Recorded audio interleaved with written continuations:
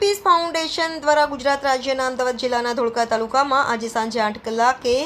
ભારત દેશમાં શાંતિ, સદ્ભાવના અને એકતા માટે 19 માર્ચથી 21 માર્ચ દરમિયાન આયોજિત 8 સાંસ્કૃતિક અને નૃત્ય કાર્યક્રમનું ઉદ્ઘાટન અમદાવાદ જિલ્લાના સરખેજ ભારતી આશ્રમના સ્વામી હરિહરાનંદ ભારતીજી જેઓ આંતરરાષ્ટ્રીય પ્રમુખ શ્રી મહામંડલ મંડલેશ્વર 1008ના હસ્તે કરવામાં આવ્યું હતું,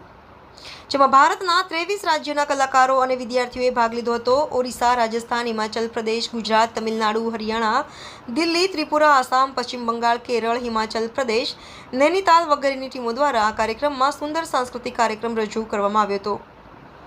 આવનારા વર્ષોમાં ગ્લોબલ પીસ ફાઉન્ડેશનનું નામ ઇતિહાસમાં સુવર્ણ અક્ષરે લખાય અને ગ્લોબલ પીસ ફાઉન્ડેશન દ્વારા કલા અને સંસ્કૃતિની દુનિયામાં વિશ્વ યુનિવર્સિટીની સ્થાપના કરવામાં આવે, ભારતમાં પણ યુનિવર્સિટીઓ બને અને ગ્લોબલ પીસ ફાઉન્ડેશન દ્વારા કલા અને સંસ્કૃતિના શિક્ષણનો વ્યાપ વધે અને આ કલા ક્ષેત્ર સાથે સંકળાયેલા લોકોમાં રોજગારી અને કલા ક્ષેત્ર સાથે સંકળાયેલા લોકોની વિકાસની ક્ષમતા વધારો કરવા તથા સર્વધર્મ સદભાવથી દેશમાં શાંતિ અને સમાનતાનો સંદેશો આપતો આજે ગુજરાતના અમદાવાદના ધોળકાની પવિત્ર ભૂમિ પર ભારત દેશનો સર્વશ્રેષ્ઠ પદ્મશ્રી એવોર્ડ વિજેતા એવા ઇન્ડોનેશિયાના શ્રી અગુસ્ત ઇન્દ્ર ઉદયનની વિશેષ ઉપસ્થિતિમાં શુભ પ્રસંગે આયોજિત કાર્યક્રમ વિવિધ રાજ્યોની ભાષાઓમાં શાંતિની પ્રાર્થનાઓ સંભળાવવામાં આવી હતી।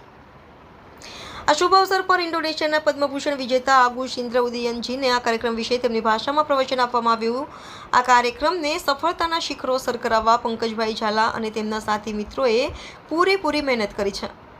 આવનારા 3 દિવસમાં વધુ સારું પરફોર્મન્સ આપવા દરેક પાર્ટિસિપન્ટને જવાબદારી આપવામાં આવેલ। ગુજરાતના